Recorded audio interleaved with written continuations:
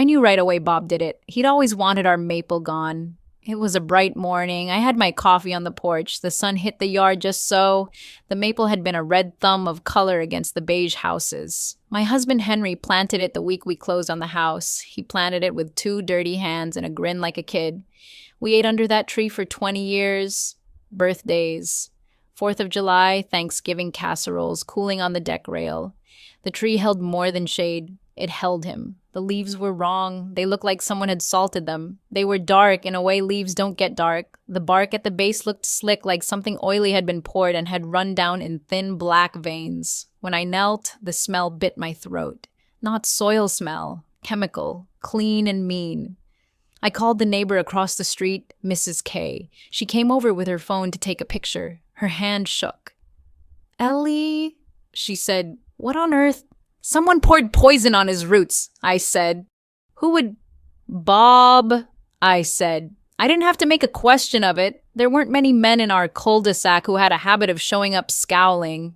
Bob Jenkins was the man who noticed. He noticed trash cans a day early. He noticed tall grass. He noticed the way people parked and whether their mailboxes leaned. He reported us to the HOA for a Christmas wreath that was the wrong shade. He called our porch light an eyesore once. He ran the backyard camera the entire time like it was his job. He told a neighbor once that Henry was careless with money and always bragged about a job he once had. When Henry had died 2 years ago, Bob had nodded as if we were suddenly not worth a neighborly word. I set down the coffee. I set down the photos. I could have screamed. I could have taken a shovel and buried whatever was left.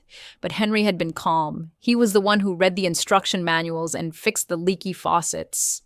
He would have wanted me to act with a head and not a fist. He would have wanted the truth to show up in daylight.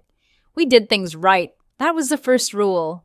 I called the county extension office. They told me to bag a sample. I used clean gloves, put a clump of soil and a few leaves in a Ziploc and labeled it with a Sharpie. The woman at the lab told me to bring it in before 3. I drove the sample in my own car and left it on the counter like handing over a confession. They took it. They took my name and the date. The tech said they'd test for common herbicides. She was kind in that way people are when they have to tell you things you don't want to hear. I called the sheriff non-emergency line and asked how to file a police report for suspicious tampering with personal property.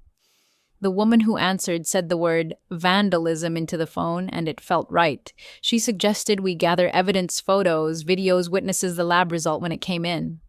I walked the property line and took pictures with the date stamp on my phone. I knocked on a few doors. Some folks were still in pajamas. Some were too young to remember Henry's jokes. But one neighbor, Tom Ruiz, had a Ring camera pointed right down our street. He pulled up the footage for me. It showed Bob in his usual cap and jacket outside on the sidewalk walking past at 6:17 a.m. He paused near our yard bent and put something in a plastic bottle to the ground. It was quick. It was deliberate. Tom let me copy the clip. I thanked him and told him I'd owe him a pound cake. He nodded. "You do right by Henry, Ellie," he said. "We all remember him." The lab took a week. The tests came back triclopyr and another compound used in industrial-strength weed killers. Not something you spray on your lawn. Something meant to kill roots deep. The report used language like concentration consistent with targeted application. It was a good phrase. It meant what it said. I filed a police report. The deputy who came out, a young man with a badge that had a scuff, wrote it down and asked a few polite questions. He patted my shoulder. "We'll look into it, ma'am," he said. I believed him for the moment. I also knew that a report does not always mean much to a man bent on ruining your life. You need more than paper. You need a plan. Bob heard we were pushing. He acted surprised, of course. He came to the fence and put his palms up like he was surrendering to the heavens. "Ellie," he said, "that tree, it's been a mess for years. Dead wood leaves everywhere. Maybe it was just time." He had that smirk that suggested he was saying it for effect. You could call him petty. I would call him consistent. We hired an arborist. Roger came with a flat hat and boots and a clipboard. He checked the tree like a surgeon checking a patient. He lifted the loose bark like a curtain and found the black veins under it. He jabbed a probe into the soil and shook his head. "This wasn't natural," he said. "It's systemic. The roots have been compromised." "Could it be accidental?" I asked. He looked at me like I had said something cheerful. Not likely. Not with those chemicals. Not at that concentration. This is intentional. I mailed Roger's appraisal to the HOA. The appraisal put a price on years. It made a number of the tree that had been more than measure. The appraisal had a line for replacement cost and a line for cost of emotional and historic value. The arborist wrote a paragraph on that last line, soft and blunt. He said the tree had been planted by Henry in the spring of 2004. He wrote of weekend dinners and the way the sun hit the porch swing. He wrote that the loss represented a removal of a community historical feature. That sentence sat like a brick in my lap. I also hired a lawyer. I wasn't going to run up a bill just to feel triumphant, but a lawyer can make neighbors listen. My lawyer's name was Patricia Hale. She had once been a prosecutor, and now she took small civil cases that smelled of rights and wrongs. "We don't want to burn any bridges," she said on the phone. "We want to make sure bridges aren't burned at our house. We'll pursue a civil remedy. We'll seek damages and possibly punitive damages if the evidence is strong enough." Patricia liked proof. She liked paper. She told me to gather everything: the ring clip, the lab report, the arborist's notes, the police report number. We put it all in a binder. I thumbed the binder like I did a Bible years ago at Sunday services. I would sleep on that binder sometimes. Bob kept doing what Bob did. He filed a complaint with the HOA about our garbage bin being visible on Tuesday, even though the HOA rules said bins could rest on the curb overnight. He wrote a long, polite email about an untrimmed hedgerow that was biting into his property line. He brought up old pictures found on the internet of Henry that made him look like a man who had bragged. He spoke with the HOA board like a man vetting a crime. HOA meetings are a peculiar theater. You get men who sound like committee chairs who keep their pens perfect. You get women who bring coffee. You get a handful of people who remember things differently. At the meeting where Bob presented his complaint about the bins, Patricia and I stood up with our binder. I had printed copies of the ring clip for anyone who wanted to view it on their phone. I had a handout of the lab results and a small statement written plainly. "Someone poisoned our tree," I said, holding the ring clip up and letting it play. The room fell quiet in that way where you can hear the air conditioner. "Our maple was poisoned. We have lab results that show industrial herbicide. We have a police report. We have an arborist's appraisal. We are asking the HOA to take action. We are also informing the city." Bob's face turned scarlet. He had expected the bins complaint to be a small skirmish. He hadn't expected an all-out disclosure. He tried to say, "This is preposterous," but his voice cracked where a lie might have lived. A woman in the back whispered, "I always thought he was a bit much." A man who ran for the school board sighed. The HOA voted to have a mediation meeting. Small things escalate. The fact that they put the mediation in the minutes was a small kindness. The minutes were public. The minutes were a record. At the same time, Patricia did more. She filed a demand letter. It was crisp and used the language of property and remedy. It asked for compensation for replacement of the tree, the arborist fees, lab fees, and punitive damages. It asked for an apology. It asked for Bob to cease all harassment. It also asked for one more thing: evidence of any building permits for work Bob had done on his property in the past 5 years. I didn't suggest that last item. Patricia did. "Sometimes they have something to hide," she said.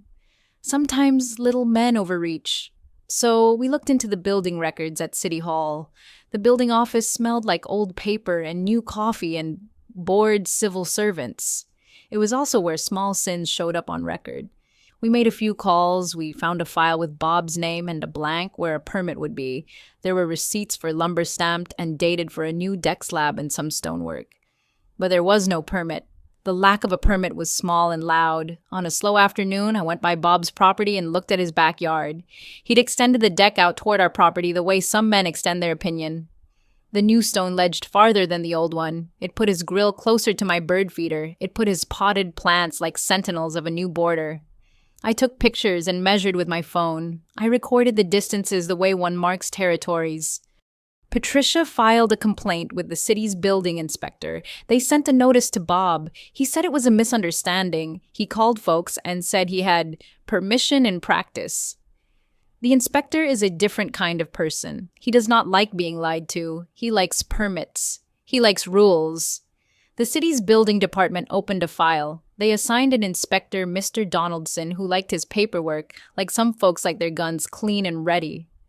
Mr. Donaldson came out with a tape measure and a clipboard and a face the color of a man who had seen his share. He walked the perimeter and looked up at the deck, then at the foundation and the new stones. He peered at the ledger board and at the bolts. "No permit," he said, heaped over time like a judgment. He wrote a notice. "Stop work order." 2 words that are small and heavy. He posted it on Bob's front door. He took a picture and stamped the file. He filed notes that said, "Non-permitted work in violation of Section 512. The stop work order came with 2 things: a fine and the need to apply for retroactive permits. Bob's face when Mr. Donaldson posted the order was something to behold. He looked like a man who had miscounted. It worked like this: the city can fine you, and the HOA can threaten you, and the neighbors can write letters, and a lender will take notice when there is a lien or a code violation. Small things we had gathered had become a wedge. Bob had gone after our bins and left the rake out in a way that annoyed an old man. Now the city held a list of his misdeeds. Bob fought. He called his brother, who once was a small player in the town. He called people at meetings and tried to shout down the inspector. He wrote an angry op-ed in the neighborhood newsletter calling us sore losers and saying we were whipping up old hurts. He filed a countersuit and small claims for libelous statements against the HOA in a last-ditch attempt to scare us. He wrote slanderous letters, sent anonymous emails to neighbors. Nothing stuck. People had seen the ring clip. People had read the lab report. Tom at the next house told me something in confidence. "Bob's been late on the mortgage," he said. "He took out a second mortgage last year for a vanishing reason. He doesn't have a lot in reserve." It was not my business. It was the kind of detail that makes a difference when fines and liens show up. It is also the kind of detail you use as fact in a small civil case. Patricia told me to keep quiet about the mortgage until the papers showed up. She said it was a fact one could use in negotiation, not in a rumor mill. I wanted to make something more than fines and a permit notice. I wanted something that would remind him every day, yes? I wanted a symbolic action, not a mean thing, not illegal, a reminder that cruelty has consequences. So we made a bench. It started simple. The arborist offered to cut some of the dead limbs and stack the wood. He delivered the largest piece, a thick slab from the trunk, down in his truck like a found relic. It felt heavy as an old hymn book. The grain was scarred, and you could see where the goo had run. Roger, the arborist, said, "This wood remembers." Patricia suggested we have the wood milled and turned into a bench. "There is precedent for memorials," she said. "You could make a community piece. You could place it on your property. But if you do it right, it's legal and it's public." We had a local carpenter named Joe Millard come by. Joe had hands that shook a bit and a laugh that came like a strike of wood on wood. He had made park benches and picnic tables for the town. He took measurements and agreed to make a bench from that maple. He said he'd sand it and seal it so rain wouldn't eat it. He suggested putting a plaque. We wanted honesty, not gloating. So the plaque read, "In memory of a tree lost to malice, a family remembers." Short, true, not accusatory. We placed the bench on our side of the property line, right up against the edge where our lot met Bob's. The bench faced the street. It faced the way people came and went. It sat on our grass, but it sat like a witness. The plaque was simple metal riveted to a board. We had an unveiling. A handful of neighbors came. Some brought coffee. Someone brought Henry's old pie plate as if to say he was still there. When Bob saw it, his face went all sorts of shades. He came to the fence and said, "That's in poor taste, Ellie." "It's on our property," I said. "It memorializes what we lost. It's legal." He glared, then walked off, clenching his jaw. Someone in our little crowd, Mrs. K, who remembered Henry's laugh, said, "It's beautiful, Ellie. The bench didn't end anything. It just held a place like a pause." The mediation with the HOA and the settlement talks were boring in one sense and profound in another. Bob's lawyer suggested a smaller settlement just to make the noise stop.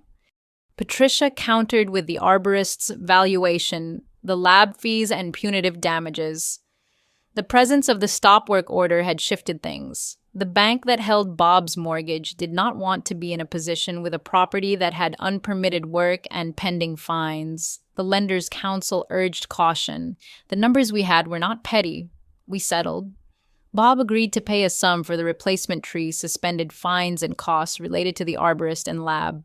He agreed in writing to stop harassing us. He agreed to remove the unpermitted stonework or pay for proper permits and inspections, whichever the city demanded. There was a clause that if he violated the harassment provision, we could seek immediate injunction relief. Qualities of a settlement: it's a stopgap. You get paid. The other side doesn't admit guilt often. They save face in that way. But the settlement had the effect we wanted. It put the paperwork on record. It made Bob cough up money. It made the lender check its boxes. It made his counsel warn him that escalation would be costly. It made his neighbors see a man who had choices and had made a mean one. We asked the city to put a notation on Bob's property record about the stop work order and the violation. They did. Public records have a way of staining a name in polite ink. The night before Bob's moving van took his things, he sat on the curb outside his house and looked at the bench for a long time. He was not a young man. He had a thin coat and fidgeted with a cigarette he didn't light. I made a pie and took it over like an offering and left it on his step. He didn't come to the door. The van came at dawn. Men wrapped his furniture.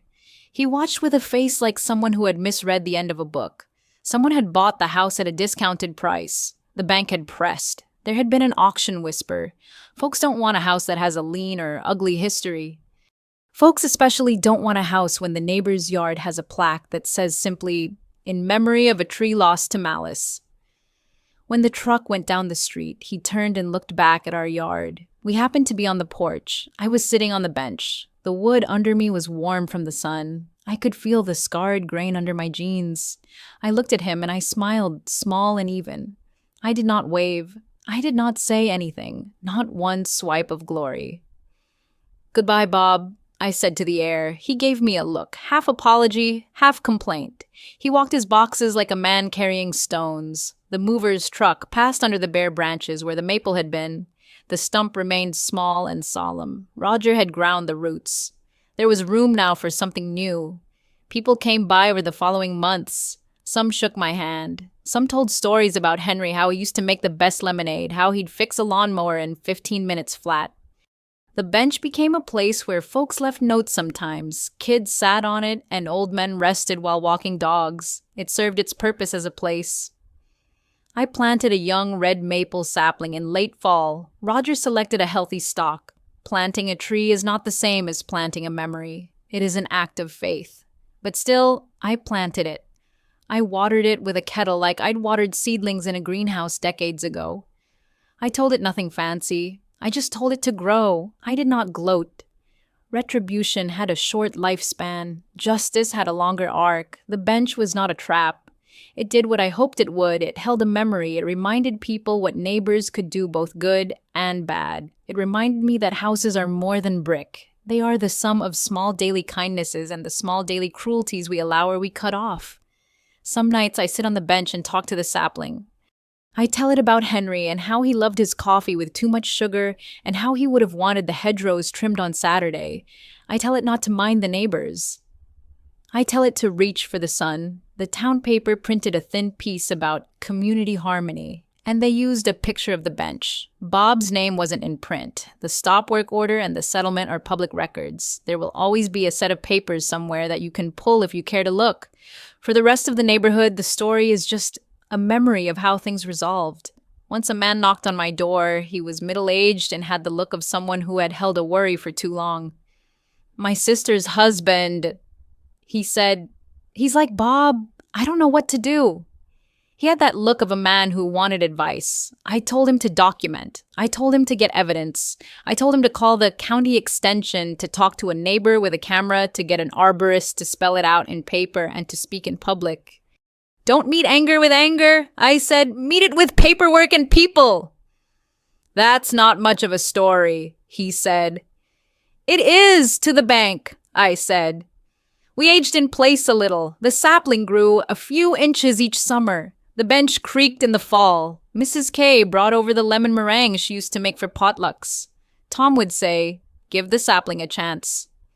The town moved on in the small ways towns do: garage sales, block parties, a charity bake sale at the church. A year later, the maple still had a scar on its trunk where the disease had eaten, but it was green and stubborn. I would sit on the bench and sometimes read the paper. Sometimes I'd watch children run past hair wild with the breeze. Sometimes I'd think of Bob and feel a small, slippery satisfaction. Not glee, not revenge as a sport, just the rightness of a thing settled. The bench had done more than I expected. It had made visible what had been hidden. It had made legal steps count. It had been a place where neighbors met and spoke plain. It had been a small, proper answer. I tell this not to make myself into a hero. The law did much. Neighbors did much. Patricia did hers. Roger did his. The lab did its work. We all did a small part. When folks ask, I say, protect your corner of the world. Keep your receipts. Keep your neighbors close. They laugh like it's easy. It isn't. It takes time and patience. It takes a binder with your evidence and a lawyer with good teeth. It takes friends with cameras. Henry would have smiled at the bench. He would have made a joke about my insistence on details. He would have asked if I had left enough pie.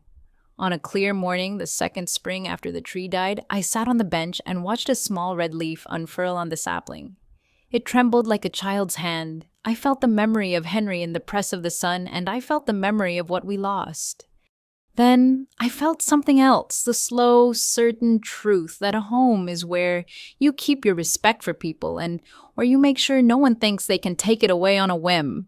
If you have a story, someone has hurt you, if a tree was taken or some small kindness stolen, write it down. Take pictures, get the proof.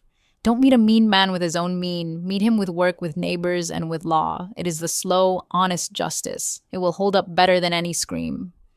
Share your story if you want. We learned how to save a memory and how to plant a new one. That is enough for me.